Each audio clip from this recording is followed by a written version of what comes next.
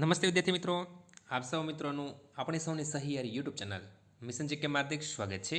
તો વિદ્યાર્થી ભાઈ બહેનો, સ્ક્રીન પર જે રીતના જોઈ રહ્યા છો, બ્રેકિંગ ન્યૂઝ જોવા મળેલી છે। ગુજરાત પોલીસની અંદર નવી ભરતીની જાહેરાત, એક મહત્વની અપડેટ, એક મહત્વની જાહેરાત જે વિદ્યાર્થી ભાઈ બહેનો ઘણા સમયથી રાહ જોઈ રહ્યા હતા, આખરે વિદ્યાર્થી ભાઈ બહેનો ગુજરાત પોલીસ ભરતી લઈને એક મહત્વની અપડેટ આવી ગઈ છે। શું છે વિદ્યાર્થી ભાઈ બહેનો મહત્વની અપડેટ, તે વિદ્યાર્થી ભાઈ બહેનો આપણે આ વિડીયોની અંદર જોવાના છીએ।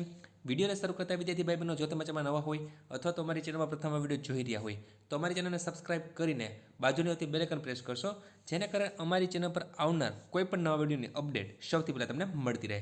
તો વિદ્યાર્થી ભાઈ બહેનો, દીપકભાઈ રાજાણી સાહેબે એક મહત્વની ટ્વીટ કરીને એક મહત્વની માહિતી અને મહત્વની જાહેરાત કરી છે, જેમાં એવું જણાવવામાં આવેલું છે કે ગુજરાતનું જે વિધાનસભામાં ગૃહમંત્રી સાહેબ જે છે, હર્ષ સંઘવી સાહેબે જાહેરાત કરેલી છે, જેમાં ગુજરાતમાં પોલીસમાં 11,000 નવી ભરતી થશે।